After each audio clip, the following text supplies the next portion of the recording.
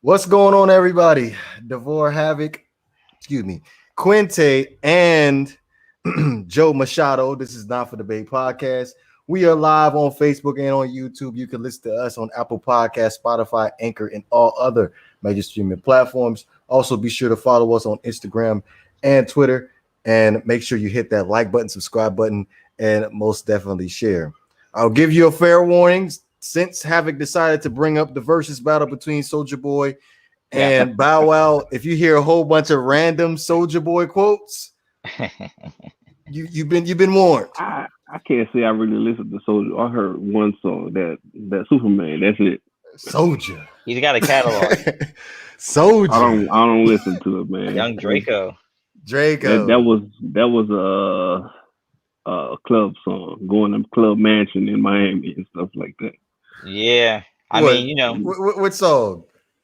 That Soulja, man, we used to be out in the front of the club doing the Soulja Boy club. you know how to do it? I'm too old now, man. Man. I got carpal tunnel. You know, I can't crank that. My bones ain't made how they used to be. Oh. Yeah, no, that I don't know if Havoc know, but I remember when I was in high school, the peanut butter jelly was the seasoning back in the day. Yes, peanut butter jelly, and then your city boy. Peanut butter jelly with a baseball bat. I don't know what y'all do up in Maryland, but we bop.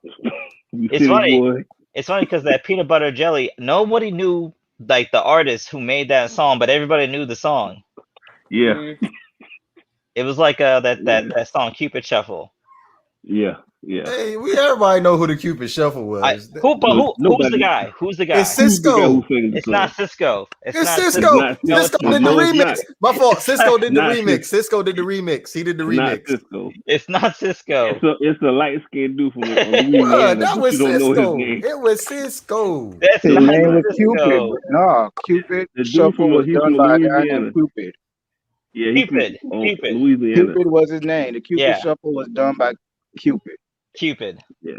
Song is by it's by Cupid. Yeah, he's from Louisiana. Oh, I'm tripping. It wasn't Cisco. It was DJ Unk who did the remix. Yeah, that Walk It Out. Yeah, DJ Unk. That was the better song anyway. By the way, I like the what's that peanut butter and jelly with ice cream and cake was the next song. Oh man, you taking it back to 2001, man. Yeah. When I had good bones, man. I used to be able to dance all night. Soulja. They had everything, you know. They had the ice cream and cake, the cereal and milk, the Wu-Tang with it. The Wu-Tang with it. Oh man. If you were out there early in the 90s, you know, you're catching that Miami wave. You know, you hit you with that Oye Moreno. They hit you with a lot of that DJ Laz. Yeah. You did that DJ Laz, man. You know what I'm saying? Yeah. You taking it back to Laser Power 96, exactly. Power 96, man. DJ Laz and DJ Khaled. In the 90s, I used to, in the early 90s, you gotta be from here and record it all night. Mm-hmm. Yeah, I remember. You gotta be from Florida, great one. I know about this is very Florida centric. I know about the music up in Baltimore and stuff like that, and DC, DMV. I like that. I like it. Oh, you like go-go? You like that? Yeah, I like it. I ain't gonna front like I don't like it.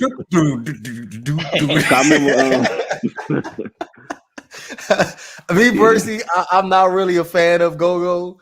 I like it. I like it's different. It's like house. It's like house music. It's a 20-minute loop song, bro. Yeah, it's a reggae song. Everybody rapping on the same beat. Yeah. It's like seven songs on the same beat. Yep. You get that rhythm. You get that rhythm album. Everybody rapping on the same. It's kind of like that bounce music where like they all kind of sound very similar. It's the same tempo. Listen to that, man. That's just booty shaking music. That is not for me. Yeah, I mean, bro, that is the tempo that Cash Money Records was built on. I know. Cause that's that real Louisiana flavor. I gotta respect them. They put that stamp on it. While we're at it, RIP to Uncle Al. If we talking about Miami music, we can't mention that without mentioning our Uncle Al. Yeah, that's what's up. That man feel out of place, man. He don't know nothing we talking about. G Money, glad you could join us, man. What's up, fellas? What's going on, G Money? You know, we just sitting back in here talk about Soldier Boy, Soldier. Before we jump into it though, G Money, well, I wanted to ask everybody else in the panel too as well. I know Havoc already answered it backstage. Anybody catch the Fast 9 movie? No, I heard it came out already. No, it came out already. Yeah, it came out yesterday, Thursday night. It's on HBO Max. No, it's on. Theaters. I watched it bootleg, but I think after me watching it on bootleg yesterday, I don't think bootleg is for me. Yeah, we probably should have watched it regular, but I heard it wasn't as good as the other ones. Yeah, some people say it was hot garbage. I feel like people get it mixed up as far as the whole plot of what Fast and Furious is supposed to be, because people think that it's all about just racing, but they've been doing heists since the first movie, and they just get that part confused. The thing with the car enthusiasts, I've always said people don't want to watch 9 movies of just fucking racing all the time. You have to put other stuff in that in that franchise.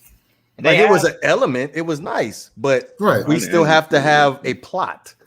Right. Yeah, I mean, at least for me, I'm just gonna watch a bad Fast and Furious movie less.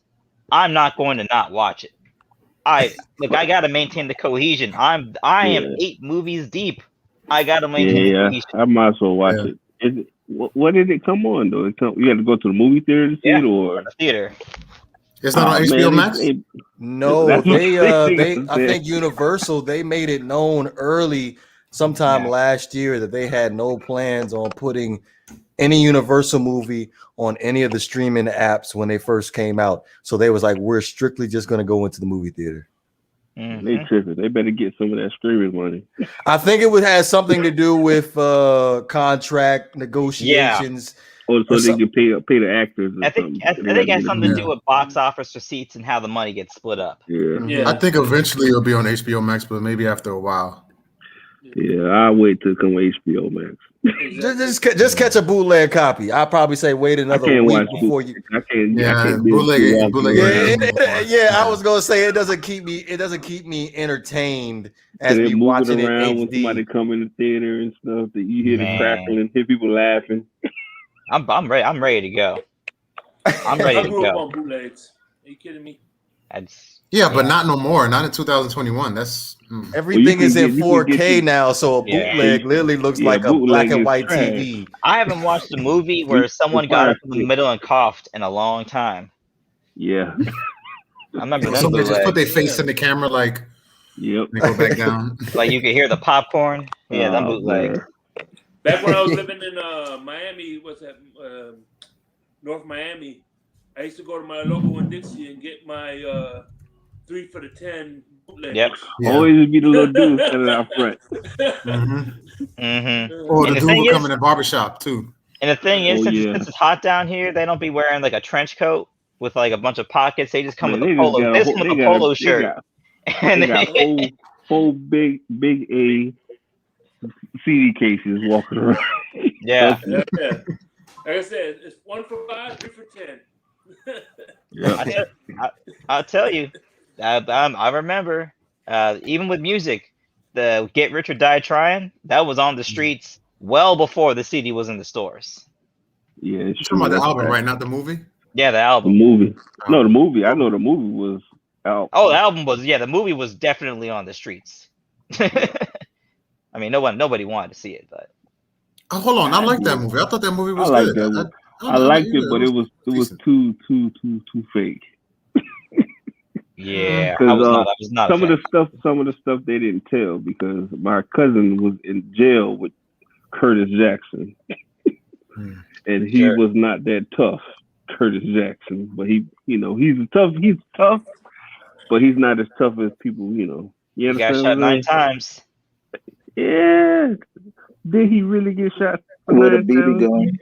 Yeah, that's what I said too. But anybody that gets shot 9 times and talk that much shit after, come on, man. Come on. Come on, man. The man came I'm just out. telling you what he told me. The man got shot. The man came out dissing every damn body. So no, he was dissing people before. I forgot his name back in the day. He was dissing people before. He that's how he made a name for himself by dissing. He was dissing people before he got shot. Because he had a song out back in the 90s called "How to Rob." Yeah, he did. Yeah, that one. He dissed the whole industry. Yeah, he was out here talking about how all these rappers is fake. You can just press them, no problem. Yeah, that's not always true. My favorite line was I went to rob TQ, but he had no money. I mean, I'll tell it to you like this: all your favorite real rappers are in prison. That's how the game goes. If you see them out, they've been out for a while. They've been making music for a while. They may not be about the life they talk about. Soldier. Yeah. Hey, Bobby Smurder out. Yes, he is. I don't listen to that music anyway, man. Come on, man. You gotta like that. I can't relate to it. If I don't relate to it, I can't listen to it. Hot boys. If I can't relate to it, I can't listen to it. It's a nice album, though. I'm too old for that, man. I want to listen to smooth jazz. Come on. Yeah, you listen to that Coast FM. Yo, mess with that Smurder. I want to listen to some Kim. I want to listen to some Will Downing. You want to listen to Curtis Will Downing. Gotta get hip to that Smurder, Quinte. That's not me, man. Smurder. I'm gonna say this: half these kids, if they grew up in the time that me, Shake, G Money, all of us grew up in the same. If they go back to '96 and had to grow up when we grew up, they couldn't survive. I grew up in that music too, but I'm not talking about the music. I'm talking about actually have to fight somebody, not pulling out a gun. Getting jumped by 4 or 5 people, and going back and fight each one on one. Nah, these kids ain't doing it. My mom, I'm gonna say this. I remember I was running in the house. This dude was about to fight me. My mom looked at me. She said, "If you don't take your black ass out there and fight," the kids not growing up like that no more, bro. They want to shoot each other. They shooting. Yeah, they not fighting no more. Yeah, they shooting each other, man. They don't fight. Wow. Hey, that's what I think. How about you get us right for the NBA Conference Finals? What's the update? What's the word, man? The word is the Milwaukee Bucks showed they should have did what they did in Game 2 and Game 1. I think that Game 1 was a fill out game. They still should have won. But what pissed them off is that Trae Young did that little shimmy when he hit that 3. Man, that pissed Milwaukee off. So they came out in Game 2 and just destroyed them. And Lopez actually played great and played defense and got rebounds and got blocks. We've been talking shit about Lopez all playoffs. Yo, you need to get in the paint. You need to get rebounds. And he did it. And Giannis played like Giannis. Middleton, he still can't shoot. He's still terrible. I don't know what's wrong with this guy. I don't. Middleton, he played this game, bro. Middleton's one of the best shooters in the league, bro. What are you talking about? Have you watched him in the playoffs, though? Have you watched him in the playoffs? Yes, I've watched him all remember Isaiah Ryder? Remember Isaiah Ryder? Yeah, J.R. Ryder. Isaiah Ryder. But more of a team player. Isaiah Ryder was a cancer. Middleton is really a third option, playing a second option role on the team. Yeah, I mean, but on that team, he is the second option, and he plays that. He plays that role pretty well. The thing is, if he's your second option, you got to have depth. Yeah. I think they should switch that. I think Holiday should be the second option because he's actually playing much better than Middleton in the playoffs. This series, because Holiday was playing like garbage in the last series. No, he was playing like garbage in Game 7. What about this, G-Man? What about if they put Lopez as the second option?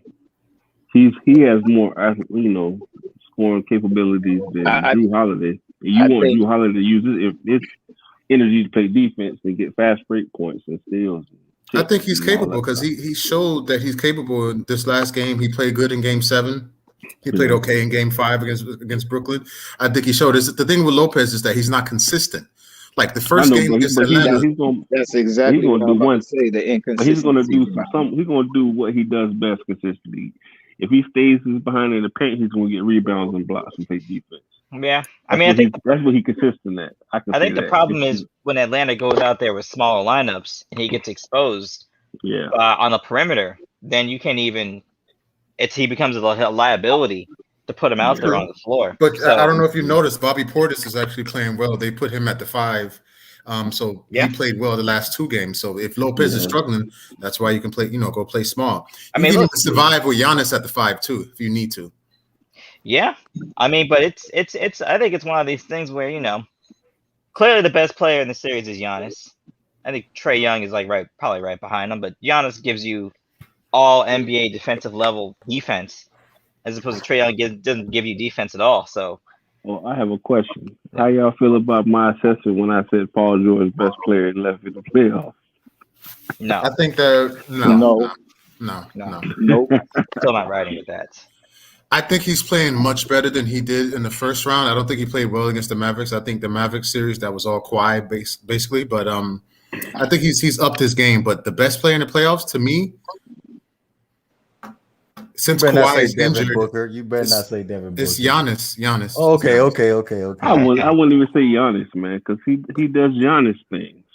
But he impacts the game on the offensive and defensive part of the floor. He's not impacted. He does the same thing. Nah, what he's going to do. You a hater, bro. Man. There was somebody in the comment section that commented that you needed to read his comment. Bro, you know last Saturday you didn't give him credit. You didn't give him credit, man. You got to stop with this. You can't give him credit. He doesn't. He still can't shoot that good. He's shooting much better. He doesn't need to really, but he's shooting much better. I guess. He's shooting to get respect. That's why, because people leaving him open all the time. So he's gonna shoot it and take those chances. He goes 5 of 40 in a series from the 3-point line. You know what I'm saying? You know what he's doing too? But you know what he's doing too? Instead of shooting the 3, what he did last night is he dribbled in and took a mid-range. He's doing a lot of spins. He gets to the lane, doesn't spin. Was it game 6 against Brooklyn when he didn't take not 1 3? Yeah, he didn't take 1 3. Right. So that's been the strategy ever since. Like, we're not going to let you shoot these threes and probably shoot us out the game or give them an easy, fast break for a 2 or whatever it's going to be when you miss these shots. So we just want you to take it down there and just do what you got to do. Be aggressive. You know what? Just foul you, and that's it. The Atlanta Hawks need to learn how to take a charge because he literally just bowls into the lane. They need to learn to take that charge. And you know what? If we're honest, if they're taking a charge, because you just stop and shoot the mid-range. Because they're running Giannis out the 3-point line, right? Giannis doesn't want to shoot threes. They're running him out the 3-point line. He's basically just running directly into dude's chest. So they need to learn how to take a charge at the elbow before when he starts building up his steam. Get him off balance so he doesn't just run into the paint all game long. That's what he did last game. He just ran into the paint all game long. To me, does anybody have the? He looks like Alonzo Mourning. He looks like Alonzo Mourning doing that ugly ass spin move back in the day. That's what he looks like. Hey, Quinte, it's working though. It's working. Quinte, real quick, because there was somebody that left a comment on the pod last week that I didn't get a chance to get to. Shout out to Jamison Wells. This is for you, Quinte. It was directly at you. He said Giannis gets no credit because he airball free throws, but Kevin Durant can airball the game-winning 3 because he's tired. But it's, let me say this: they same type of player because the height, but Durant has more skill, and Durant had to do more. He did airball the pass, but he was tired, bro. I'm gonna say this, please. Durant is better than Giannis. Let's get that on the front. Of course. We're not arguing that. We're not arguing that. But the argument is you're not giving no credit to Giannis when I felt like Giannis put the game on his back in Game 7. Yeah, he did. Put nothing on his back. I mean, the last time I checked, that Kevin Durant shot was a contested 3. And free throws are free throws. No one in front of you for a free Nobody's in front of you, and you're taking 20 seconds to shoot a free throw. And then you miss that doesn't take away from his game. The man still scored 40 points. Come on, man. He dropped 40. He nearly dropped a triple-double. Almost dropped a triple-double. Maybe I'm soft because I'm a Heat fan. I want his sorry ass come to the Heat. Yeah, I do too. Maybe I'm soft because of that, but his game is not changing. It's staying the same. Actually, I disagree. I think it's getting better. But just to come back on don't say nothing about it, G buddy. Don't you say nothing about it, because every time you say something about that jump shot, he starts taking shots. He been doing the same spin move for 3 years. But listen, they're in the Eastern Conference Finals. They're about to win a championship, so obviously something is working. Without Kawhi, that might be the only game they win. I'm gonna say this. To me, the only reason why they won that game because Atlanta had a bad shooting night. Also, no. The Bucks played better. All right. The Bucks played better. The Bucks played better. Watch next game. Also, you gonna see the shimmy. You gonna see the shimmy come out. There's another narrative at play, which is Giannis is he's a 2-time MVP, right? Yeah. I mean, and defensive player. Like, isn't like under the rules of basketball narratives, isn't he due for a championship? That's what it is. I mean, if you think about it, I'm just saying. Player. That's my only knock. He needs to guard the best player. The runway set? If he's really that guy, isn't the runway set for him to break off 40+ games and 15+ rebound games every game? Let me just say this. There's no LeBron. Kawhi's out. There's no AD. There's no Steph Curry. There's no Kevin Durant. This is his year. If he does not win this year, he's not. I don't think he'll ever win. This is the year. Like this is your year to win. This is gonna be easier. This is gonna be easier than when the Warriors had half their team injured and Toronto won. It's gonna be easier than that. When it was just Steph Curry and some dudes, and versus the completely healthy Toronto Raptors. Like that was a cakewalk. So I want to transition to the Suns and the Clippers. I just turned the TV on right now. It's 14-9. But just to say, ever since Devin Booker got his nose broken, they've been playing some tight defense on him. Like he's not getting the same shots that he was getting in Phoenix. Yeah. Like they're trapping him. Patrick Beverly, that's for him to be that small size. Chris Paul's coming back though. Chris Paul's coming back. Patrick Beverly. Chris Paul played in Game 3. They still lost. I mean, but still, I get it. Chris Paul had to get his legs back up under him. Yeah. That's first thing. And the second thing is Patrick Beverly is becoming that problem on Devin Booker. When Devin Booker dropped 48 or whatever, come on, tell me how many times Patrick Beverly was on him. Yeah. Man. All I know from Patrick Beverly is point guard got hurt. And then game 2 Cameron Payne, and then come game 2 and 3, and this guy Devin Booker can't even hit shots, and we're talking about, and we're blaming his nose being broke on why the man can't play basketball. So we'll see tonight. Where's your other offensive production coming from though on the Suns? There is none. I mean, DeAndre Ayton you got to go to DeAndre Ayton. Ayton's offense comes from Chris Paul though. Yes, right. He needs to be set up for him to eat. Yeah, that's he doesn't have a DeAndre Jordan, man. And I used to say the same thing. He's better than DJ. Hey, Ant, remember I used to say the same thing about Whiteside. Whiteside had to always be set up by D-Wade. Yeah. And then when D-Wade left, Whiteside was trash, got all that money, couldn't play. And then all of a sudden Wade comes back and Whiteside says in an interview, I love D-Wade. Of course you do. You do, because your offense is about to open up again, bro. Get out of here, man. I feel like DeAndre Ayton is very, very physical on the block, but that's how I think G Money said something about the post game, but I don't see no post game. No, he doesn't have a post game. I say he needs to work on that. He needs to work. He's a rim runner right now. I was going to say if we're going to compare him, he's an Andre Drummond at best. No, he's DeAndre Jordan, bro. He's a rim runner. You know what I mean? Yeah. But if you have Chris Paul, but if you have Chris Paul, that works. Yeah. Especially if you got a guy that can get his own offense like Devin Booker can. And then, you just got a bunch of dudes. Cameron Payne too. He's a great backup. He didn't play the other game, but he's playing today. Last game. He got hurt in that game. He hurt his ankle. Yeah. But he's playing now. Yeah, he's back tonight. Soldier. Well, also to a certain extent, Patrick Beverly is I think per playoff series, he is good for one game where he can neutralize your primary scorer. Remember, during when Golden State had their run, he locked down Kevin Durant for one game. Wait, hold on. Time out. Stop. No, I was gonna cut you off too, Havoc. I'm like, Stop. Hold on. He didn't lock him down. He didn't lock Kevin him down. Durant. Stop. He scored I'm saying like for 22 one points. game. No, He Kevin Durant had a bad didn't game, and Kevin Durant came back and scored 50. Come on, man. No, he Yeah. torched Nobody him can the guard next KD. game. He destroyed him the next game. But I'm saying Patrick Beverley is good for one game per Yeah, playoff series I where he can agree with that. neutralize I your agree with primary scorer. that was ridiculous for them to put him on Kevin Durant in the first place. well, You know it what? worked- Back in the day when Kevin Durant was younger, what's his name from Memphis? Tony Allen. He was shorter than him. He was stronger than him. He used to mess with him. Yeah. But Right. Not no more. KD don't let no short guy guard him. That's not going to happen no more. That's But done. that's That time is the thing. done. If you're a defender, like which those guys you just mentioned, Tony Allen and Patrick Beverley, they're just primary defenders, so they're gonna match up against anybody because their role is just to bother you.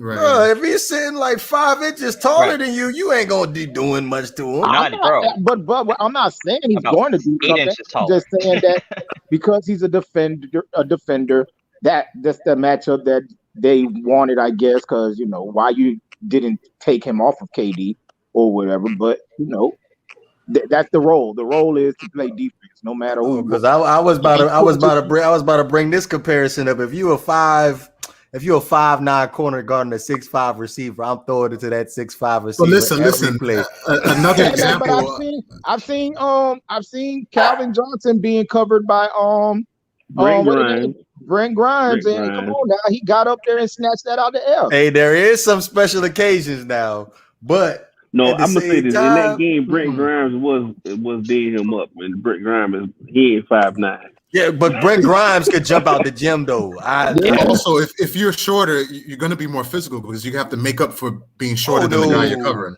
Oh yeah, no! Yes. Yeah, if you shorter, you weigh less too. You get your ass moved out the way. Dale Green was another one. Who? Dale Green back in the day for the the Washington football team. Yeah. All right, I'm gonna throw this wild card in here, even though I didn't bring it up in the briefing. But Jason Lockenfora, the NFL insider for CBS, compiled a list of coaches on the hot seat.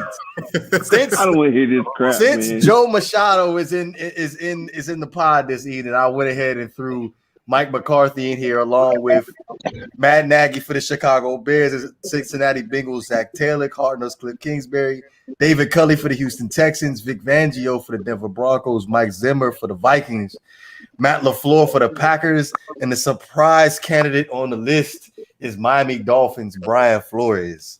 Wow. Mike Zimmer is the number one choice to me. He has to do something.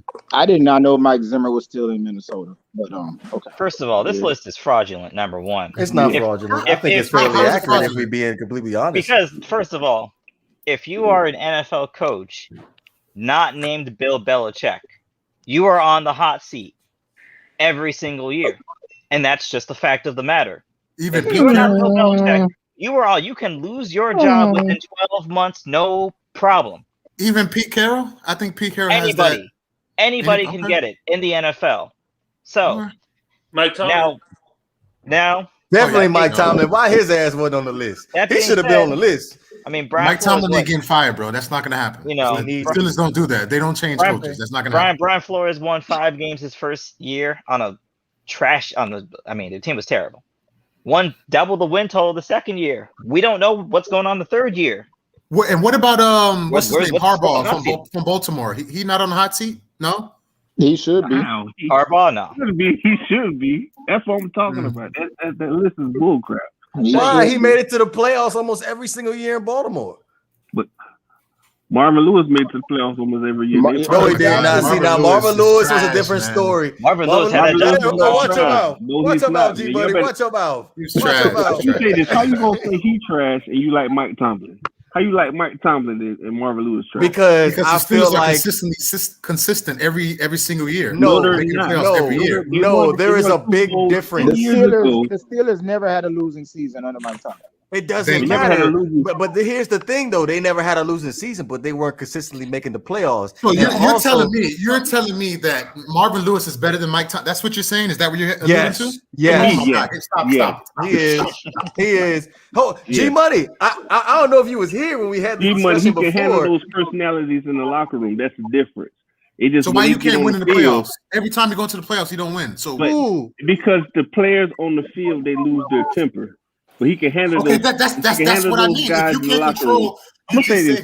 What you mean? That's what Mike Thomas had an issue with Antonio Brown. He had an issue with Antonio Brown. So that's Antonio Brown. I bet you Marvin Lewis would have handled that situation a whole lot better than Thomas. He would have handled it better. And still, he has no playoff wins. Stop it. I don't want to hear about I just told you he inherited a team from Bill Cowher. He inherited that team. That's how he got his two Super Bowl rings. Keep saying that. That's not. He did. That 1 year. Their whole defense was Bill Cowher's defense. Their defense have not been the same since Bill Cowher retired, bro. Ever since they won that Super Bowl, their defense been trash. They might have one or two pass rushers. They haven't had no defensive backs, no linebackers. Come on now, bro. Come on now, G Money. I know you love the game just like me, and I know you see it. Bruh, I'm just like just look at Cincinnati, because me and Shake, I know you remember this conversation me and Shake had a couple weeks back about probably the least profitable NFL team was the Cincinnati Bengals. Like, you heard TJ Hushmanzada say nothing but bad things about Cincinnati, how they didn't have their own equipment, didn't have civilized water, like all these different things that came out of Cincinnati due to the owner of Mike Brown. Even Carson Palmer retiring early because he didn't want to play for them.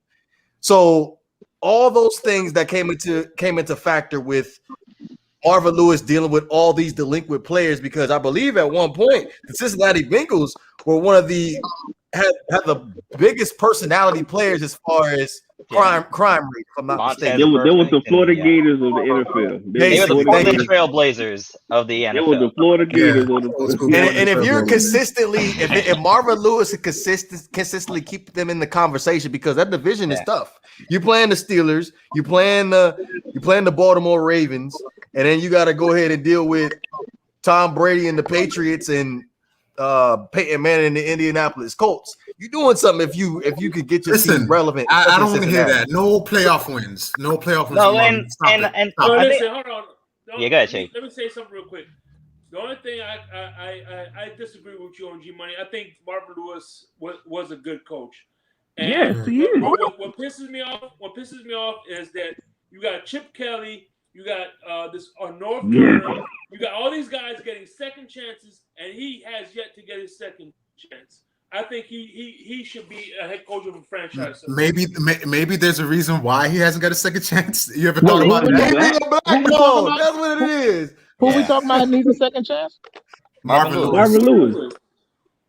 Oh. Don't tell me you're on board with G Money too, Joe.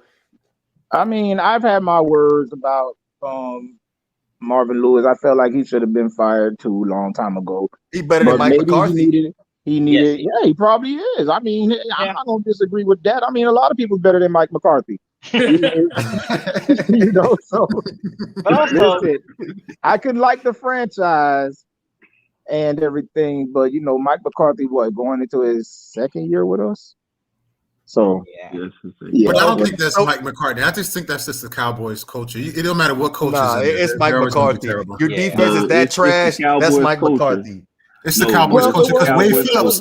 Wade Phillips was a terrible coach. It was Mike McCarthy who hired that defensive coordinator. Wade Phillips is a good defensive coach. He's not a good head coach. That's the rap on Wade Phillips. And that's the proven fact, though. Yeah. Well, Wade Phillips took the Cowboys to the playoffs, though. Yeah, he did. Yeah, I think won a few games too. Jason Garrett led them to the playoffs every year too. So what? No, he didn't. No, not every. Jason Garrett. No, Jason Garrett. They always the Cowboys always had that one game with Jason Garrett, the last game of the season. Beat this team, you're in. Lose to this team, you're out. They can never win that game. So it was either or. All the time they were doing the same thing. And majority of the time they lost that game. So I got a question though. Why do you guys not like Mike Tomlin? Like, what's wrong? First of all, the Steelers are not going to fire him. They're not going to fire him. They don't fire coaches. He's going to stay. But why? I don't have nothing. I don't have nothing against him. I don't have nothing against him. I do. But to me, Marvin Lewis was a better coach. Is a better coach. Okay. I'm gonna say you looking at stuff like that. No player comes back and say, "I love this man." Players come back and say they love Marvin Lewis, and that's a fact. Yes, Chad Justin loves Marvin Lewis. Yeah, TJ Houshmandzadeh loves this man. Carson Palmer loves this man. Dude, you can't. Nobody come back and say they love this dude. They don't have no respect for him, bro. Hey man, not the same thing, but kind of not the same thing. But T.O. loved this quarterback, so and look how that went. But T.O., we gotta understand, T.O. is an actor, bro. T.O. is an actor. Yeah. Did he finally get in the Hall of Fame? Yes. Yeah, he got in the Hall of Fame. And then he didn't go. And then he didn't even go. He didn't go. Right, he didn't go. Well, they didn't vote him in the first time. That's why he didn't go. Because you mean the Randy first Moss 5 times? No, the first. Randy Moss T.O. went on the second ballot, but he didn't go on the first ballot. ballot. Before him, and he got upset. We could have a debate about who's better, Randy Moss or T.O. T.O. was like third all time in today. almost every We're category. definitely not getting into that today. No, but T.O. was right behind Jerry Rice and everything. Yeah, because some fool wants to bring up Hines Ward, and he's not even in the same universe. Oh no! Stop Lord. Who's that? Who's the fool? But Jarvis Landry. Yeah. That's disrespectful. That's a very good comparison. Jarvis Landry and Hines Ward. No, it's not. They're very, very similar. Yeah, they are.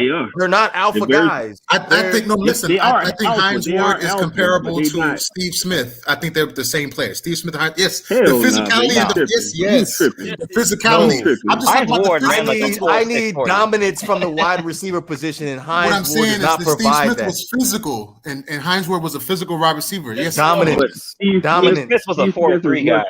Hines Ward was a 4-6 guy. And he was much shorter. He was doing what Hines Ward did at 6'1".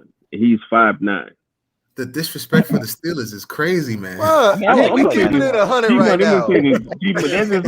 That's my second favorite team because my mom loved the Steelers. That was her team. I always watched the Steelers games with her. I love the Steelers too. But it's fact. When Bill Cowher was the coach, they always had that defense, bro. That's why I love that team. They always had that. Remember they had what was the linebacker? He weighed 300 pounds back in the day. Lloyd, I forgot his first name. Greg Lloyd. He was 300 pounds playing middle linebacker, sticking people. G Money, come on now. That defense has not I'm gonna bring this to the table for G Money, and this is where I'm gonna drop the mic. How many top 5 defenses has Mike Tomlin had since he's been in Pittsburgh? Oh, I gotta look that up, but I'm pretty sure it's like none. 3. Don't worry, you gotta look it up. I'll tell you right now. It's none. And how many playoff wins Marvin Lewis had? It doesn't matter. So it doesn't matter to win games in the playoffs? Is that what you're saying now? Okay. He took them to the playoffs, and he did not win with shit. He took shit and made it sugar. No, I don't want to hear that. I don't know, man. I like Marvin Lewis. Marvin Lewis. I think there's like a slight, almost like a colonizing sentiment to Marvin Lewis in regards to his players, because it's like, at some point, Pac-Man Jones is going to Pac-Man Jones. Yeah. At a certain point, Vontaze Burfict is going to Vontaze Burfict. He's going it's almost like the fact that you can get these dudes like in the facility at practice on time over the course of an entire NFL season, and then you get to the playoffs and they lose their mind. For me, I can't hold that on the coach because you knew who these dudes were when you let them in the building. Well, I like the second version. Jimmy Johnson didn't have that issue in the playoffs, and he played with some thug too. I can't hear you. Who? Jimmy Johnson didn't have that issue with the Cowboys. Yeah, because they were high on coke. They were on their choir boy. They were on choir boy mode. You know what I'm saying, around that time, right? Like Michael Irvin, he gave up cocaine right around that time. So I'm just saying, right? All I'm saying is Marvin Lewis deserves a lot more credit for the job he did in Cincinnati due to the circumstance of what he had to work with. In my opinion, I think the second Cincinnati team with the Andy Dalton era, I think they should have been better than they were. Like they were disappointing. As far as the Carlson Palmer in the playoffs, they always somebody get. I'm gonna say, remember the AB knockout game? Yes. Remember that? Yeah. Come on now, dude. Steelers lost that game. That's why they were supposed to lose that game. If he didn't get knocked out and they didn't give that penalty, they were finna lose. You know that, right? It's plenty of times they was going to win games, but the defensive players lost their fucking mind. I don't have the number in front of me, G Money, but I'm pretty sure Marvin Lewis's record against Mike Tomlin's Steelers is better. Yeah, but that's why he's not in the league anymore, huh? Hey, he being blackballed. Maybe there's a reason why. Maybe there's just like my man. He's just not great. What you mean? Hey, if you're not, blackball is what they did to Colin Kaepernick. This ain't blackball. He's just not a good coach. He is being blackballed. Stop it. So Mark Jackson ain't being blackballed. Is Mark Jackson being blackballed? Mike Jackson is a little bit of a different situation. Yeah, that's a different situation. Let me say this to you real quick. Yeah, Mark Jackson. I'm probably gonna make some people upset tonight. Yo, here we go. You just said something about Colin Kaepernick, right? Yeah. You said he's being blackballed, right? He was not anymore. No, that man was getting paid by Nike the whole time. I know that, right? No, wait. He was getting paid the whole time with his so-called protests. He gave up. He was supposed to be still on the team with the 49ers. He didn't want to sign his tender. He didn't want to do it. So I hate when people say, to me, he wasn't a good quarterback, bro. He's a one-read quarterback. He was the first Lamar Jackson. Did I say that on Wednesday? He was better than most quarterbacks in the league at that time.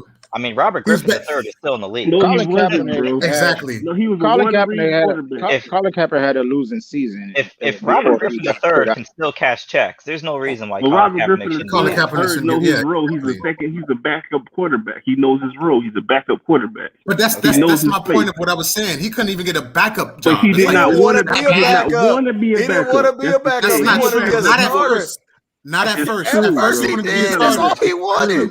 But then eventually he just wanted the job, and he just never got a job. My issue is not with the playing. It's with the crap. Because I love my people, right? I don't believe all this crap he's spewing, man. I don't believe it. I feel it's nothing but propaganda. It's nothing but propaganda. It's nothing for him to show those black jerseys on Nike. Yes, it is, bro. Initially, I don't think that initially him kneeling down was crap. That was a peaceful protest. That's crap. He didn't say nothing. Since we getting involved, G Money. Since we getting involved, I'm a black man in America. You are black. All of us are people of color, if you want to say, right? All of us have our own set of issues, right? Why do you care? You know how these people are. You got them checks, right? You know your owner's racist. That's like me going to my job and say, man, F this.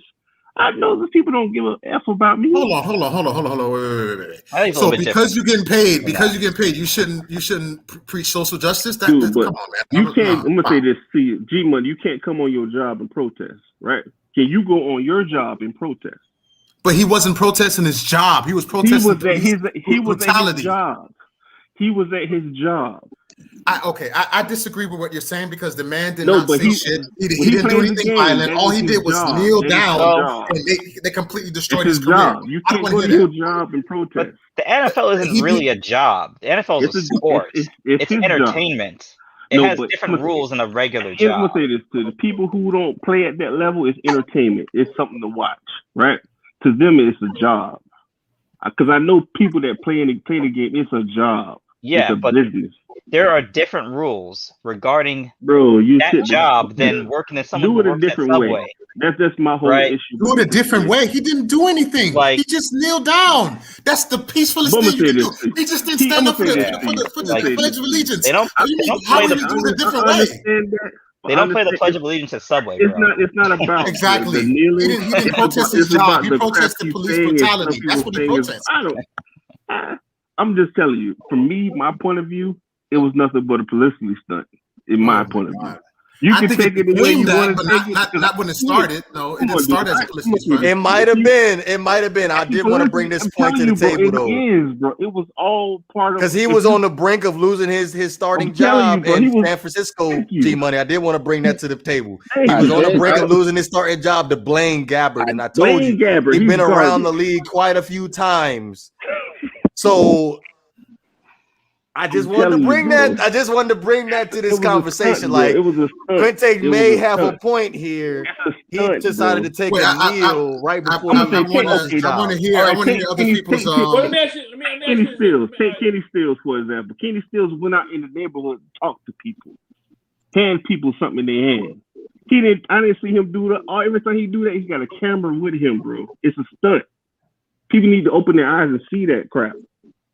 Kenny Stills is cashing NFL checks, right? He's cashing NFL checks, but he's doing. I want to hear Joe he's doing on his own, not on NFL time. Not on NFL time, but he was doing it on NFL time because he was also doing on his. But he also was doing it on his own. That's when he got traded. His owner let him do it. He got traded. Remember, he got traded because he was doing shit on his own time, and then shit spewed over to the job. And Flores didn't like the other stuff that's coming along with it. Well, right? Let me just. He got traded. Remember that shit? I mean, that's what he got having. That's what he got traded. Okay, let me just say something. Let me just say something right quick, Joe. I just want to hear Joe and Shake's take on this. Go ahead. My fault. Kaepernick. We talking about Kaepernick. Let me say something real quick, Joe. Let me say something real quick. The only thing I could say about that is number one, Eric Reed was with him when they first started, and he got a job. And then the second thing is, I think he kind of priced himself out. Even as a backup, he wanted to take no less than $10 million. Denver offered him a contract, he turned them down. The other spring training, he wouldn't come to Miami. He's not coming to Miami. That was dead. No. I'm not bringing that up. I didn't mention that, but I said the XFL, the AAF offered him, hey, why don't you come and play for us? And he wanted too much money. So at the end of the day, he kind of priced himself out. And there's other players that kneeled as well, and they retained jobs. So that tells me right there that I think it's more of a talent thing than a protest thing. Plus, look at Cam Newton. Look how much money he had to take so he could prove himself to get back a job. That's all I have to say about that. I think the thing is about Kaepernick was we look at when he first came in, he played 7 games. He went 5-2. We look at him again the next year, and he's 25, 26 years old. He goes 12-4. I believe that was the Super Bowl year, probably. Mm-hmm. Then we come back the next year, he goes 8-8. All right. Then the next year after that, 2015, he's 2-6. Then we go to 2016, he's 1-10. Mm-hmm. So I'm thinking that yes, we could say he's been blackballed and all that because that's just the number one thing that we're looking at. But I think that a lot of these teams are sitting up here looking. One of you guys mentioned he's just a one-read quarterback. I did. So with him being just that, in his last year playing for San Fran, with a total of 331 attempts, he's completed 196 of that. I just think that it has a lot to do with that too. On why he's not in the NFL. I mean, the number one thing is going to always be the knee, the taking a knee and all that. That's what they're always going to bring it up. But I really believe that somewhere in these locker rooms, these owners and all that, they're looking at this, like they're looking at the numbers, and they're getting a lot of blame for not picking up Kaepernick because of the kneeling. But I'm thinking you're not picking up Kaepernick. It's not just because of that. I think it's just because of these numbers in the last 2 years just wasn't. Your record is not showing anything. I mean, I can't remember what was all on the roster, and it may not all be his fault, but this is what you got coaches for, and you make adjustments and fix it. And you're not doing that. So Kaepernick is over here leading your team, and he's 1-10. How many quarterbacks you going to go and who's only been to the Super Bowl, who hasn't even been a real starting quarterback anyway? Let's remember how he got that job. Injury. Yeah, Alex Smith was probably the one that Kaepernick was all that. Why he just didn't beat out Alex Smith anyway for that job? Because didn't he beat him out the second year? Yeah, because that's what I'm saying. Because Alex Smith, after that, Alex Smith never really was the same again, and they just moved him on out and said, "You the man over here now." I know one. You really can't argue with the guy taking you to the Super Bowl either. Yeah, I mean you can't, but I mean also at the same time, how much film did you really have on Kaepernick in 7 games the year before, and then all of a sudden he has a full off season? I mean, come on, he's going to improve his game from what you saw already in his first 7 games the year before. So that's why it helps to be 12-4. Now you got film on the guy and go to the Super Bowl, and guess what you is the next year? 8-8. We got more film on you. Now you're 2-6. And then you probably hurt the rest of the way because you only played 8 games that year. Then the next year you only played 11, and you were 1-10. It's the same thing like when the Dolphins brought out the Wildcat that year. Nobody knew how to stop it. Yep. Then the very only next worked year, 1 year. Yeah. Right. Then you run that stuff the next year. It was over. And everybody was able to stop it. And you barely see anybody run that stuff no more. Pat White. Oh my God. What's his name? Ike Taylor knocked him out.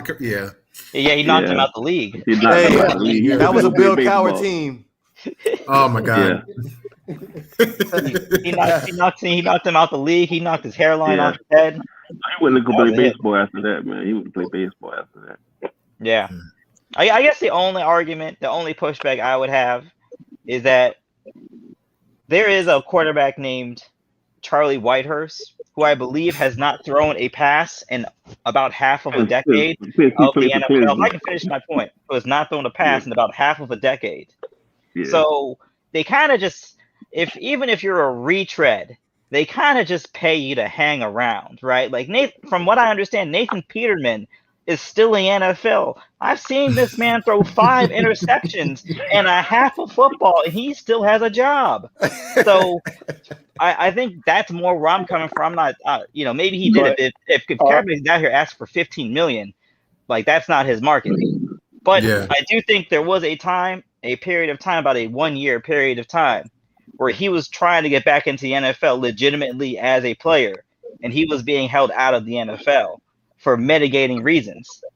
Let's not forget he had the tryout havoc. That's what I'm saying. And after that, it's on him to say, you know what? I've been out the game for a minute.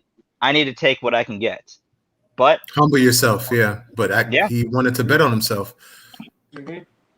But what about the workout that he held?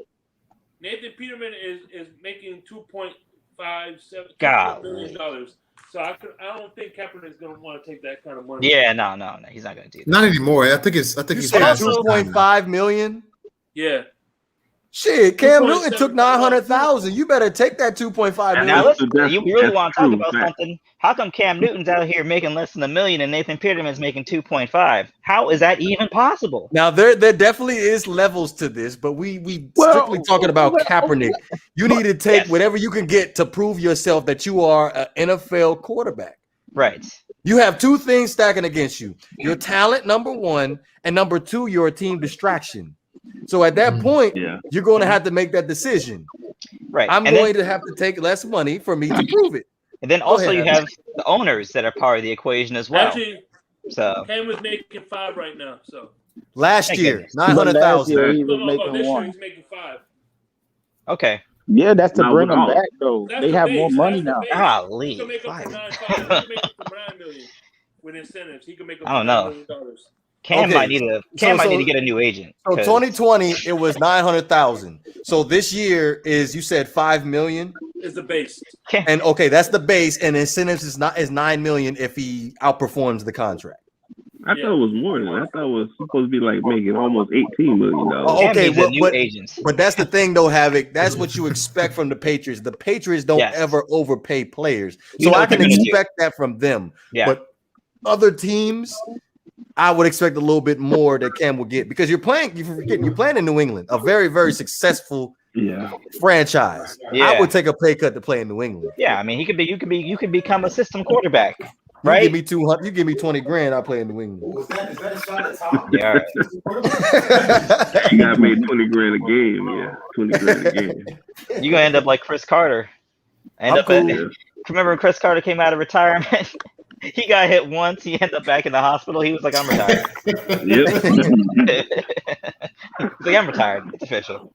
I'm done." I'm cool. Last topic of discussion though. Pro Football Focus released their top 50 players for the upcoming 2021 season. I did want to go over a couple players, starting with number 50. This is for Joe Machado. Dak Prescott is the number 50 ranked player. How do you feel about him being 50? Who's 49? Who's 49? Yeah, who was 49? Levante David, linebacker for the Tampa Bay Buccaneers. Now, I did want to put this out there too. Josh Allen is ranked number 40. So they had. Is it close? Well, damn. I mean, okay. Before Prescott got hurt, and I know y'all gonna say, well, he didn't have the wins. Okay, he didn't have the wins, but he was having the numbers before he got injured. I believe he was probably second in yards before he got hurt. The W's were not there. So if you were second, and probably second to who? I can't remember. But I think he was the number one quarterback in the league at that time before he got hurt. Right. In every passing statistical category, I think. Right. He was 1 or 2. And I think that that 50. Nah, bro. I think Dak. So was he 49 then? What? I made a joke, brother. I said, what is he, 49 then? I mean, to be honest. Hey, I only asked about perfect, 49, but I just wanted to see who they put in front of him. You know, but you put a linebacker, a guy that, you know, he does what he does at defense, I guess. But, I mean, it's kind of crazy because, you know, the NFL is an offensive game anyway, and it's quarterback friendly. So, I mean, I don't like the 50, but, I mean, it is somebody's opinion. So, it is what it is. I mean, I don't think it's right. I don't think he should be that. I'd probably give him like put him down to 35, maybe. I'll say 75. I put him at 86. I might not even be on the list. Y'all is hard. Because I'm gonna say that the quarterback position is based on wins in your yardage and your touchdowns and the big moments in the game. He had moments. He had all the big yards. He had no wins. He had no big wins. None. Right. So that's why I feel as though he should not be a top 50 player. He should be a top 75 or top 100. But you can say that about any Dallas quarterback the past 20 years. Yeah. I'm just Whoa.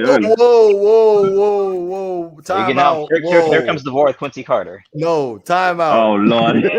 Tony Romo. I think he deserves a lot more respect. Tony Romo had a few clutch wins to get them in the playoffs. I gave Tony Romo. Tony Romo's great, but the thing with Tony Romo, he's a great quarterback, but he's a Hall of Fame broadcaster. Wait a minute, Havoc, and Quinte too. Quinte. Now, in Romo's career with the Dallas Cowboys, when has he had the supporting cast for him to take them deep into the playoffs? A few times. A few times. Stop that. Once. A few times. A few times. Well, hey. More than once. Joe Machado. More than once. Definitely Machado. More than once. Yeah. Machado. Help me out real quick. Romo crumbles, man. Romo makes bad decisions in certain situations. I guess I'm gonna have to defend my client, huh? Hey, but listen, Romo does what he does. We know the first time he had the opportunity to get into the playoffs, and for some strange reason, Parcells has him out there as a holder on the field goal. So, we Cowboys probably had a win that game. I believe it was against Seattle, and Romo gets clobbered on the one when he tried to take it in. Mm-hmm. But I mean, yeah, Romo does it. Romo did his thing. Romo is pretty good for what he did. It's just his body didn't let him continue. His body didn't let him finish his career. And I like Romo sometimes, but a lot of times I see mistakes. I remember we had a game against Denver, and it was a big game, Peyton Manning over there, and we lost like 52-48 or something like that. Y'all were the closest to ever beating that team outside of the Dolphins. And we sat up here and you got, I believe it was Marion Barber wide open on a check down, and Romo decides to force it to Jason Witten, who is double covered, and the ball got picked up. Everybody got blown out by the Denver Broncos that year, and Tony Romo kept y'all in that game. Mm-hmm. We get some games because I do remember New Orleans was undefeated one year, 13-0, and we gave them their first L, and we kind of like shook them up a little bit because after that they just went like. What about New England? What about New England? 2007, New England. That was a good game too. Yeah. That was a good one too. Who was your quarterback? Who was my quarterback in that game? Yes. Romo. It wasn't Romo? Romo. Yeah. Okay. So Romo elevated his game against all the elite juggernaut teams. We just talked about the 2015 Denver Broncos, arguably the best offensive team of all time. Mm-hmm. Romo kept you in the game. We talk about the 2007 New England Patriots team, who was blowing out everybody. Romo kept y'all in the game. Now, here's the $1 billion question. Out of all the running backs Romo has had, has he had an Ezekiel Elliott to back him up? Nope. Okay. Is that DeMarco Murray? Okay, good point, Shake. Hold on one second. Now, when DeMarco Murray was the running back for the Dallas Cowboys, how far did the Dallas Cowboys go in the playoffs? Almost to the NFC Championship. Thank you. They lost in the second round. What do you mean? They could have did that with almost any running back back there. No, he ran for 2,000 yards. They couldn't do that with any running back. Yeah, you can with that offensive line. The offensive line. Oh, they just developed that offensive line. Wait. Nah, that offensive line been consistently good. No. Hold on. Hell no. Wait a minute. Are we talking about this the same offensive line that when the ball went over Romo's head and went back 50-some yards, and he went down and chucked it down and lost about 50 yards and gained about 60 or 70 yards? How many quarterbacks do you see? That's a different offensive line. That's back when you had Andre Garrard and Flozell Adams and all of them. I'm talking about Tyron Smith, Zach Martin, Lale Collins. Who's that right tackle over there? Travis Frederick, the center. Mm-hmm. And who's the right tackle? Why can't I think of the right tackle for the Dallas Cowboys? You get what I'm saying. Those are all Pro Bowlers on your offensive line. Exactly. So here's the thing. So if you put any running back there, that ain't gonna work. I agree with you, but you didn't have that back then. You had Marion Barber, you had Julius Jones. Don't sleep on Marion Barber. Wait, and every last one of those guys, Barber was good. Baby, these are all dollar store running backs. Hold on, every one of those guys, every one of those running backs you brought up did good only on the Dallas Cowboy team, and then when they go somewhere else, they're not the same. Marion Barber on the Bears. Marion Barber was not the same guy in Chicago. DeMarco Murray was not the same guy in Philadelphia. Mm-hmm. He was the same guy when he went to Tennessee. Who?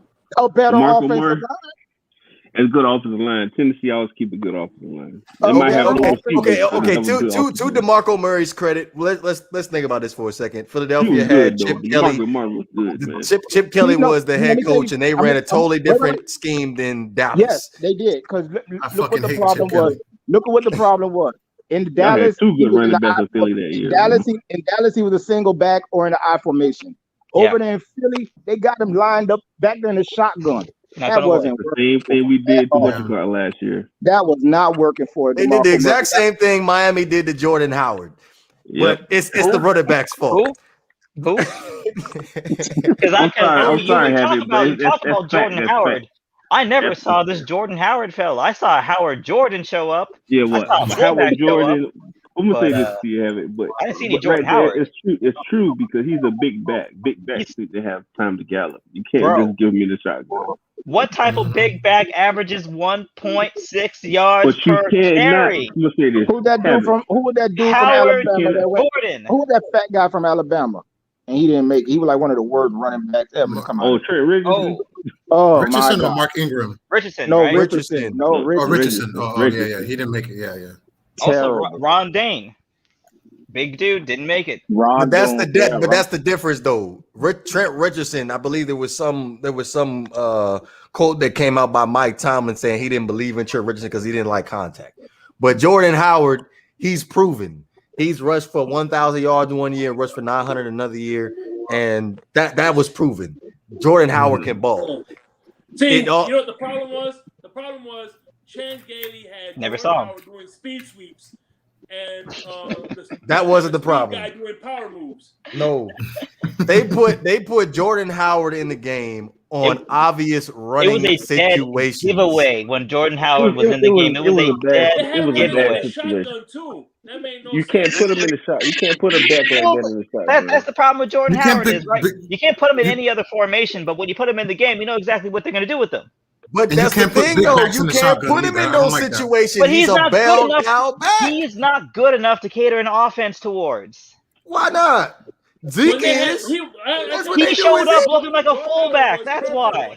That's what they do with Zeke. That's what they do. They go in the eye and the pro, and they hand the ball off to Zeke. It's a fact, heavy. It's true. It's true.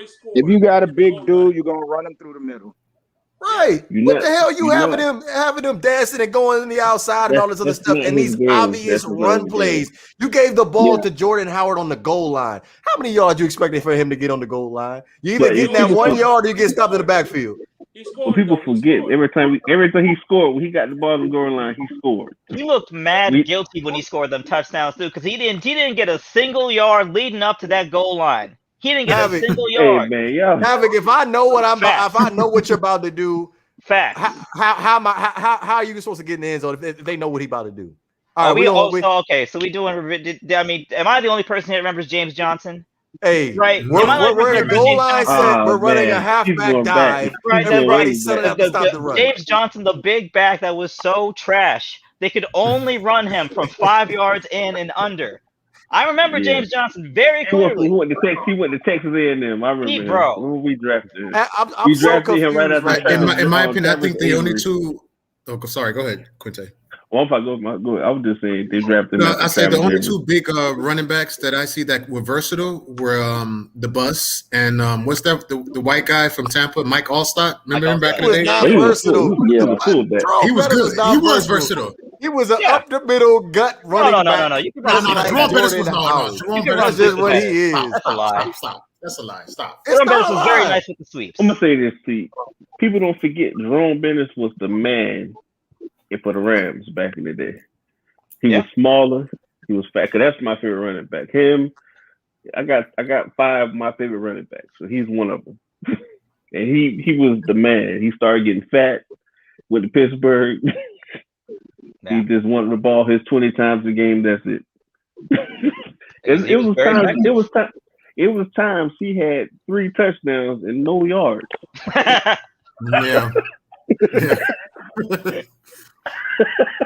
Yeah. He get the ball 20 times a game, have no yards, but he has 3 touchdowns. Like if you look at his stat, 18 rushing attempts, 40 yards, 3 touchdowns. It's like what? Yeah. Hey, and it's the same thing with LeGarrette Blount. You don't see LeGarrette Blount running right next to the quarterback in the shotgun. LeGarrette Blount was a different type of beast. That's a good runner. He has issues, he has anger issues, but that man can play. He was a baller. Yeah, you can only give him a 1-year contract. You know what I'm saying? Yeah, because you don't know when he's going to explode.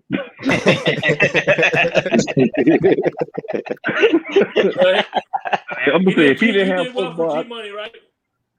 Yeah. So I'm gonna say, if that man didn't have football, I'm sorry, that man would be in prison right now. Beat somebody to death. There's so many people I knew grow up with. I'm like, dude, if you didn't have sports, you probably killed somebody. Yeah, thank God you got sports people in line. You know who else had that same temper? That defensive lineman, Bennett. He also played for the Eagles. Who? He's not. Not Michael Bennett. No, he's not crazy. He's controlled crazy. He's controlled crazy. That's different. I think what's his name from Pittsburgh? I can't believe I forgot his name. The linebacker. He was there for years. He went to Cincinnati, then he went back to Pittsburgh. James Harrison. James Harrison. Oh, yeah. Crazy. He on what Charles Barkley said. He on that list. He on that crazy list. Yeah. James Harrison should have tried to be a wrestler or something. Hey, you know what the best thing is? James Harrison does color commentary on Fox Sports sometimes, and he don't never show up with a suit on. He shows up with like some khakis and a He's fitted. too big. You ever seen how big he is?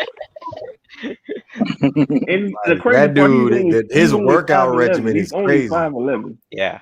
He's only 5'11". And see how big he is. And Sue too. Dominican Sue was crazy too when he first came. He's crazy Jamaican. Crazy. He's Jamaican and African, so he's crazy. Yeah. He's mellowed out though. He used to be stomping on people. You know, he's not doing that anymore. Yo, he ripped he ripped somebody's helmet off this. I think that was Jay Cutler. Yeah. He was crazy.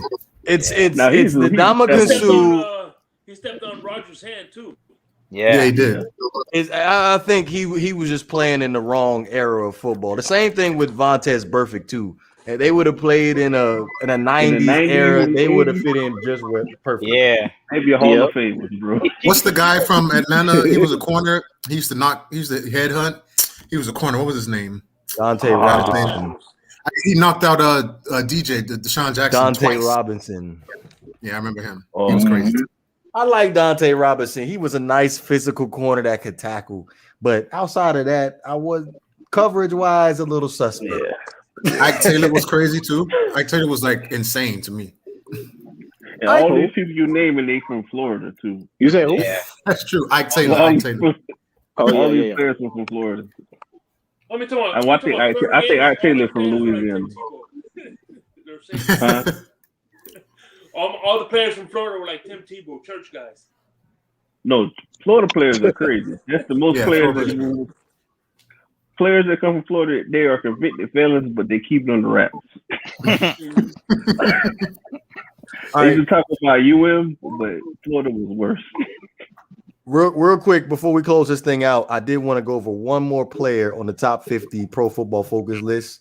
And that Who's number one? It is Aaron Donald. That's number one. Okay, go ahead. I'm sorry. Go ahead. I'm going to say something real quick. How did that get on the list and Ryan Tannehill not on the list? That's what I was going to bring that to the table. I was definitely going to bring that to the table. But nah, we go to Ryan Tannehill real fast. Touch on Ryan Tannehill real fast because Lord, that was going to be my next question after we ended up Where is he on the list? Where is he on the list? He ain't in the top 50. He's not on the list. No, he's not on the list. God. Yeah, it's put a quarterback who didn't even finish the year out and didn't have the wins. And it's 50. If he don't have to throw 40 times a game, he could be in the top 30. That's what I said. Ryan Tannehill. You can say the same thing about that. You can say the same thing. He's not that quarterback to throw 40 times a game. For I keep telling you, that's why he's a game manager. Dak isn't either. Yeah. That's why they don't win. That's why they don't win. You cannot put the ball in his hands 40 times a game. You can't do that. Do not Ben Roethlisberger them. You Ben Roethlisberger them like they were last year. Forget about it. This is what I have a problem with. Why do you need to be throwing the ball 40 times a game for you not to be a game manager? But because the great quarterbacks throw the ball more than 30 times. Yes, that's not true. That is true. I mean, Troy Aikman didn't throw the ball 30 times a game. Look what he had the best offensive line in football. Troy Aikman. Troy Aikman's in the Hall of Fame, offensive line in football and Emmitt Smith. Yeah, he had a lot of help. Yeah. And Right. receivers and the defense. Yeah. He had a lot of And help. defense. He had a defense. He may be the luckiest quarterback of all time. What I'm saying is, you're not gonna be Peyton Manning or Tom Brady or Aaron Rodgers or Drew Brees and sit there and back in the pocket and throw 40 times with Ryan Tannehill. 18 to 25. Because I've 18 seen to him. 25 attempts. I've seen him do it. And when he does it, does he win? Does he win? You can't That's put the ball in his hands that problem. many times. You're not going to win a Super Bowl without one game. That's already set. Hold on. Go ahead, Quincy. When he played as his team with the Titans, when he played with the Titans, he has done that and brought them back and won. People forget that. I'm talking about with the Over Titans. 40 I'm not times? talking about with the Dolphins. I'm not talking about with the Dolphins. In the regular season, when they need I gotta him look to at the throw them, stats on that. I'm gonna say Look this it to up. you, bro. Before Derrick Henry goes off, Ryan Tannehill was carrying the team. Oh. So it was times Derrick Henry was getting 50 yards a game, bro. People forget that crap. People forget that crap. It People takes get the Derrick ball. Henry a while to get going. You get Yeah, to like that's why week they keep 8. going. That's when people. By week 8, that's when Derrick Henry becomes the man, get those 200 yards a game. Week 7, 8. And I told than you, he threw he's for not. almost 4,000 yards with Derrick Henry rushing for 2,000. So how does that even work? Alright, With one wide alright, receiver, let me say something real quick. one wide Let me say something receiver. real quick. Let me say something quick. Between in my opinion, the difference between a quarterback and a game manager. When Ryan Tannehill was in Miami, he was a game manager. When he went to when he went to the Titans, he became a quarterback. In my opinion, again, the difference between a game manager and a quarterback is a game manager does what the coach tells him to do. A quarterback takes control of the offense, and Tannehill has been taking control of the Titans. Yes, offense. That's That's Henry's team. He dictates. Henry was there before Tannehill came. What was that team? Trash, right? Coach says, AG money. Jared Goff was a perfect example of a game manager. He had to do exactly what what's the coach name? Sean McVay tells him to do. Yeah, that's fact. That's fact, though. That's a fact. And Tannehill, he owns that offense. He's the one that does all the checks and stuff like that. Yes, so that's why people don't watch those little small things. They were a losing football team with Marcus Mariota as your quarterback. Derrick Henry was still there. Why, when Ryan Tannehill becomes the starter, G-Buddy, the Titans go to the playoffs 2 years in a row, something that Marcus Mariota could not do. I'm going to put the link in the chat, and I want you to watch the video that Mia Banks made the year where Ryan Tannehill ended up being traded to the Tennessee Titans. Yeah. And look at the comments, most importantly, because there are people in the conversation like, oh, Ryan Tannehill is trash. Marcus Mariota is way better quarterback than Ryan Tannehill. Okay, no problem. Go ahead and close it out because we live in a world where, according to DeVore, Tony Romo and Ryan Tannehill are the greatest quarterbacks of all time. So. That's not what I'm saying. I just said that quarterbacks they need more credit than people give them, and it's crazy to me because we talk about Tony Romo that they love Dak Prescott more than they love Tony Romo, and Tony Romo kept the Dallas Cowboys relevant. I agree. Romo over Prescott, 100%. So that's just my argument with the Romo and Dak Prescott situation. But last thing though, number 6 on the top 50 list was Khalil Mack.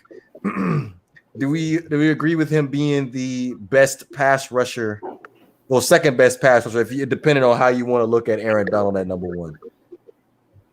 I think he's the best pass rusher. Aaron Donald was the best. That boy just good, man. He just good. That boy just good. Yeah. Khalil Mack, I think he played his best when he was with Vic Fangio. But with the Raiders. With the Bears. But with the Raiders, don't forget they had that man playing middle linebacker at first. They had him all defensive for 2 positions, I think. Yeah. He played middle linebacker and outside linebacker, pass rush, anything. That man, he's good. Final thoughts, gentlemen? And just so you know, G Money, Devore will tell you I was a big Tannehill hater, but you know what? I gotta give props to where props is due. I sat down and I had to preach to the Miami Dolphins fans for 4 straight years, G Money, in the comment section after every single Miami Dolphin game. They want to be like, Tannehill has to go. He is trash. The whole like, team sucks. The whole team sucks. The whole team sucks, bro. Come on now. But I give his props. I give him his props. And secondly, by the way, I know as a Dolphin fan, we know what it is to have a Chip Kelly for a coach, Adam Gase. But that's a bit. Y'all have a good night. Thank you. I agree. I just want to say, you know, I appreciate Joe and Quinte and Havoc and Shake and Banks, you know, and Vora, you know, thank you guys for allowing me to preach. I'd like to hear your guys' opinion as well. And also, I just also want to say that Ryan Tannehill is a game manager. He's an above average game manager. I'll give him that.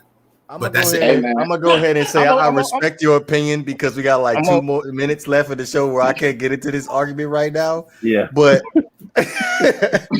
go ahead. Go ahead, Joe. Go ahead. Yeah.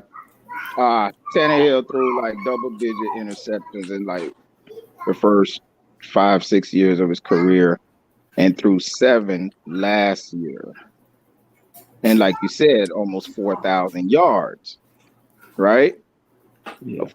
I find it kind of easier to, and then with adding Julio Jones this year, so he might have a better year this year. But I mean, with the linebackers having to step up because of the run game. Oh hell no! Oh hell no! Now. Okay, the Dallas Cowboys should be in the playoffs every single year since Dak Prescott and Ezekiel Elliott came into the league. I know. Oh no, we're not. So maybe it was the Dolphins and not Ryan Tannehill. Maybe it was the Dolphins and not Ryan Tannehill. What? Maybe the Dolphins sucked. Maybe the Dolphins sucked and Ryan Tannehill was just better than them. Yeah, the Dolphins suck. They had no offensive line, no running back. Like, come on now. Let's be real here. If we put Ryan Tannehill in Dallas in 2016, I'd be rocking a Ryan Tannehill jersey right now with a star on it.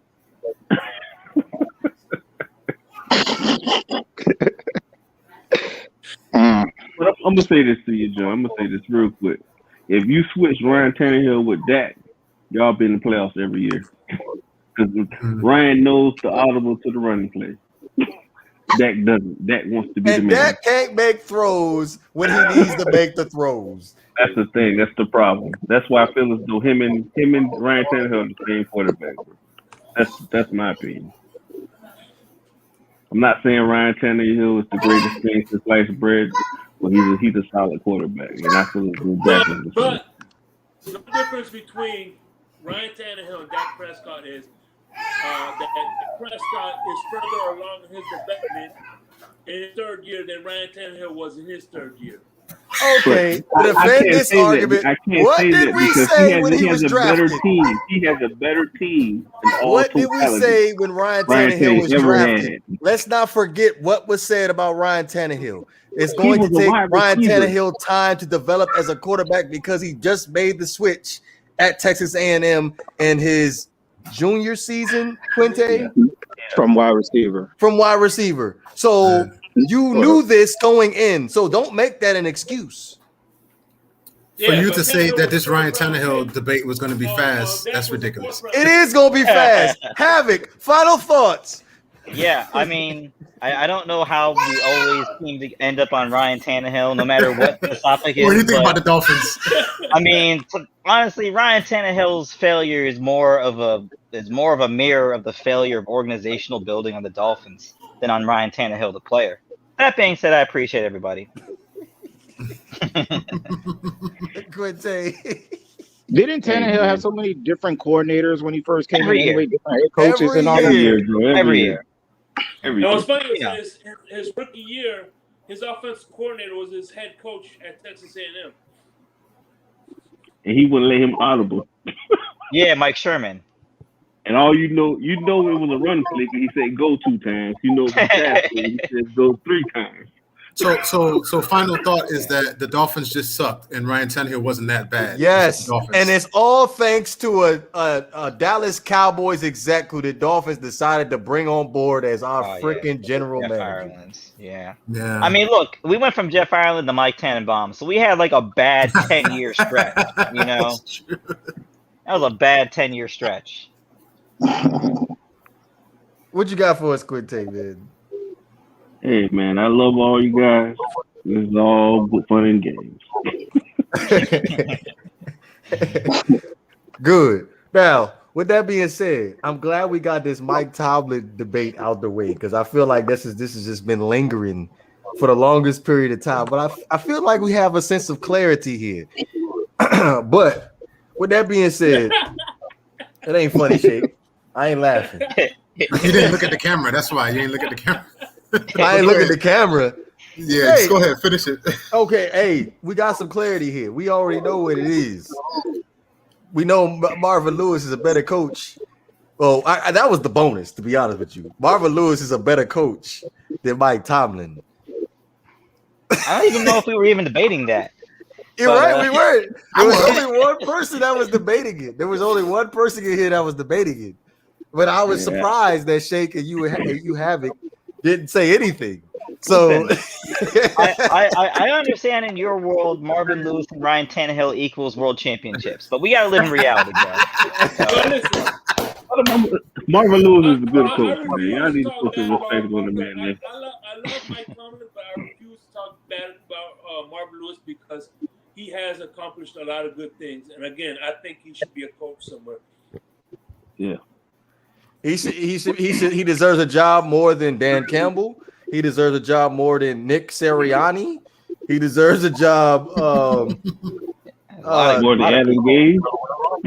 Adam Gase ain't got a job right now. So well, Adam Gase will be in the NFL before Marvin Lewis. I think that's the problem. Yeah, that coach, I agree. He should a coach before that guy who's that the Eagles got right now. Sirianni. Sirianni. Yeah. I can't remember the guy's name. That's how good he is.